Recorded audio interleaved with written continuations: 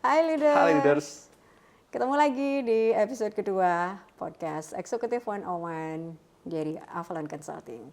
Saya Nenden Fatiastuti, CEO di Avalon Consulting bersama dengan Master Coach. Eko Nugroho. Kali ini kita akan membahas apa nih Coach Eko? Kita membahas apa sih sebenarnya contoh dari kepemimpinan ala Avalon yang setelah kita berhasil selesai dengan diri kita sendiri, maka kita bisa mentransform diri kita menjadi pemimpin yang baik. Ya. Jadi Bu Nenden, seperti yang pernah saya sampaikan sebelumnya, berbeda dengan kepemimpinan lainnya, di Avalon selalu memulai bahwa kita harus mentransform diri kita menjadi pemimpin yang baik. Menjadi pemimpin yang baik dimulai dari diri sendiri, itu dilakukan dengan kita sudah bisa melepaskan ego kita sudah tidak lagi memikirkan untuk diri kita sendiri, gitu ya.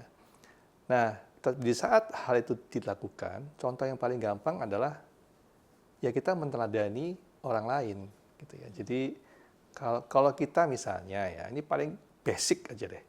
Kita meminta karyawan kita meminta subordinate kita ya untuk datang ke kantor tepat waktu.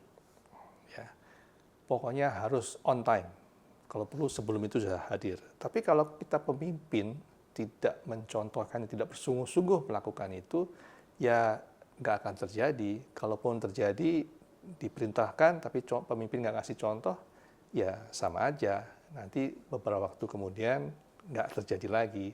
Setiap meeting, pemimpinnya datang terlambat. Jadi tentunya subordinate akan melihat bahwa terlambat is okay, gitu ya. Nah, itulah pentingnya bagaimana seorang pemimpin itu selesai dengan dirinya sendiri, sehingga dia bisa memberikan contoh, saya ini adalah yang bisa dijadikan teladan, gitu ya.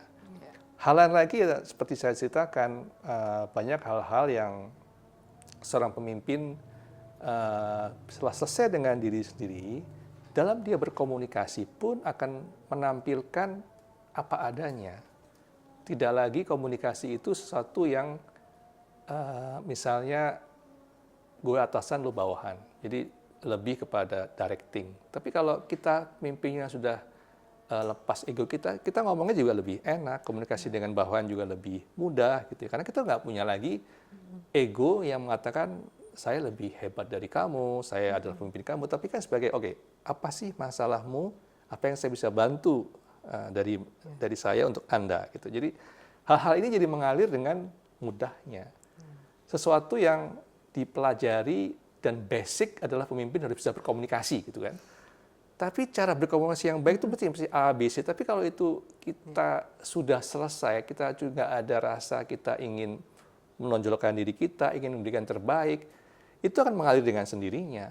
Nggak perlu lagi kita belajar komunikasi terlalu jelimet. Ya kita perlu belajar, tapi basic-basicnya itu akan mengalir dengan sendirinya. Nah ini adalah contoh bagaimana seorang yang bisa melepaskan egonya setelah selesai dengan dirinya akan menjadi pemimpin yang hebat. Ya. Gitu.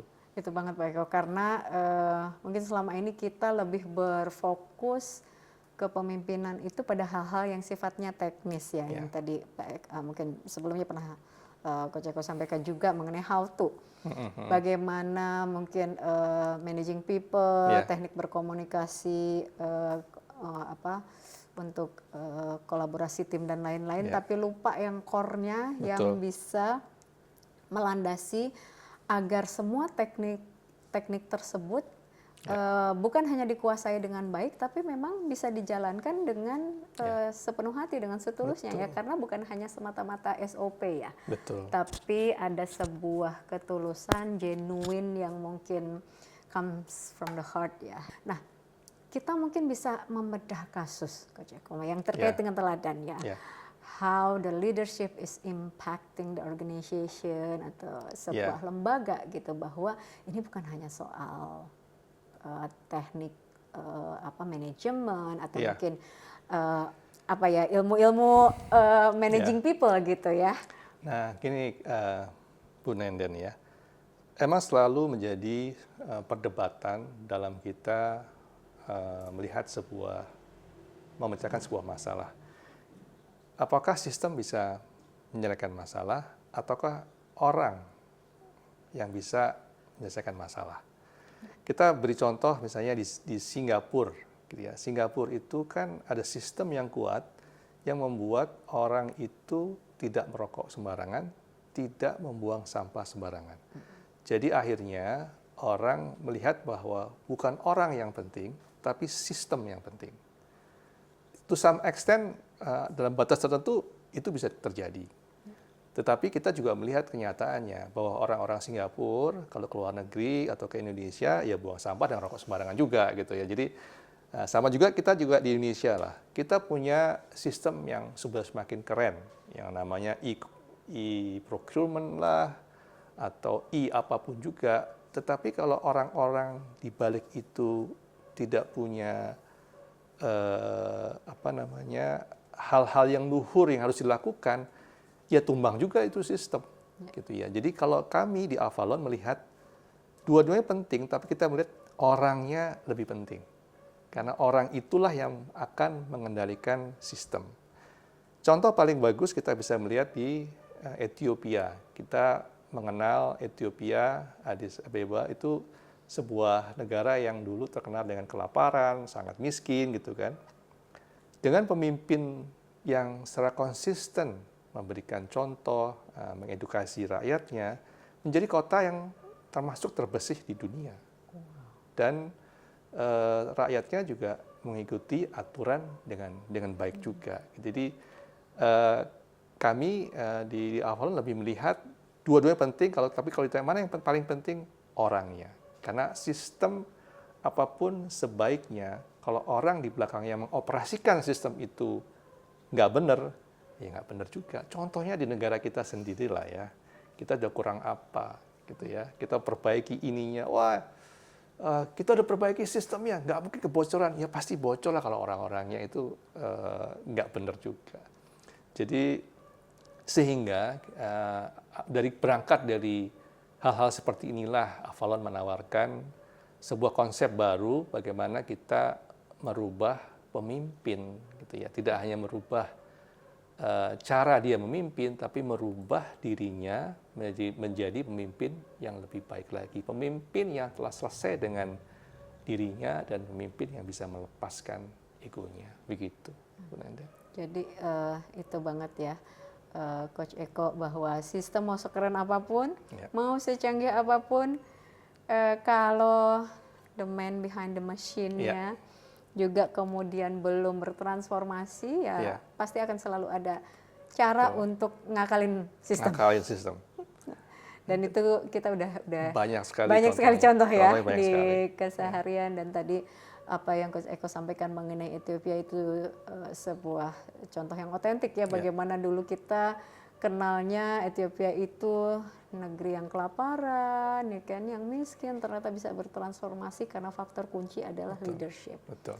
Itu jadi mungkin itu juga leaders yang kami pengen perkenalkan bahwa di Avalon program-program yang kita tawarkan itu berfokus pada pembenahan ke dalam individu sosok leadernya kan, Coach ya. Gitu. Dan ini biasanya dihindari oleh para penulis tentang leadership atau para praktisi leadership karena memang susah, Nenden. Oke, dan kita memang berada di jalur yang susah ini. Kenapa, Coach Eko? Mungkin boleh dijelaskan nih, bocorin nih, kenapa Avalon berani nih ngambil jalan yang susah ini? Ya, pengalaman saya di korporasi itu membuka mata lah ya, bahwa memang ini jalan yang atau ini adalah metode yang paling tepat sebenarnya gitu ya. Karena tapi memang tidak mudah. Ya, kita tahu, makanya banyak penulis buku atau teori kepemimpinan lebih mudah mencari jalan yang lebih cepat. Jadi dengan cara ini how to ini gini ya. Tapi nggak merubah si pemimpin itu sendiri. Nah, kita inginnya how to itu nanti dipelajari, tapi lebih pentinglah merubah kita sebagai pemimpin yang sebenarnya dengan kita merubah pemimpin itu akan dengan sendiri mudah melakukan how to itu. dan itu memang yang paling sulit.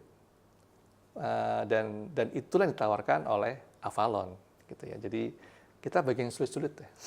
Tapi efektivitas yang ingin kita tunjukkan atau output yang ingin kita tunjukkan adalah pemimpin yang benar-benar hebat. Pemimpin yang ada di level kepemimpinan level 4 yang menurut John C. Maxwell ya, atau pemimpin yang telah sampai pada people development atau bahkan sampai ke pinnacle leaders. Gitu. Karena memang tadi kalau saya simpulkan dari yang Coach Eko sampaikan, kenapa ini sulit? Karena memang hasilnya tidak instan ya. Ya, ini ada perlu sebuah proses. Dan proses ini juga kan ya karena tidak mudah kan butuh ketangguhan ya. Betul. Ketangguhan, kesungguhan, kerendahan hati. Ya. Nah, ada sebuah buku yang mungkin menarik ya, ditulis oleh seorang namanya Simon Sinek dalam karyanya, judulnya adalah Infinite Leaders ya. Itu dia melihat ada proses bagaimana seorang pemimpin itu harus itu tadi tahan godaan. Dia konsisten dengan just cause dia atau tujuan besar dia. Dan dia menyadari ini sangat tidak mudah. Sulit, bahkan sulit sekali. Gitu ya. Jadi memang menjadi leaders yang konsisten dengan, kalau istilahnya itu just cause ya, atau tujuan agung, tujuan yang murni, tujuan organisasi yang besar, itu nggak mudah. Dan pemimpin lebih gampang ikuti godaan-godaannya gitu ya. Godaan-godaan jangka pendek dan godaan hal-hal lain yang itu akan mendiril dirinya dari pemimpin yang hebat. Jadi maksudnya ya karena yang mudah ini kan instan, hasilnya cepat kelihatan ya. Betul. Sementara yang ini kan ya jalan terjal yang prosesnya cukup panjang. Tapi sebetulnya in the long run ini yang signifikan untuk membangun sebuah fondasi yang kokoh ya. Jadi Bu Nenden, if everything fails, Avalon is the solution. Sigma Leadership. Hai leaders. Dengar kata Coach Eko, that's why we're here. Untuk itulah kenapa Avalon hadir, Coach Eko, dan ya itu sekaligus juga memungkasi diskusi kita di episode kedua ini. Kita tentu saja masih banyak topik-topik yang akan kita bahas bersama Coach Eko di podcast Eksekutif 101 dari Avalon Consulting. Saya Nenden Fatiastuti. Saya Eko Nugroho. Sampai jumpa di episode berikutnya. Bye.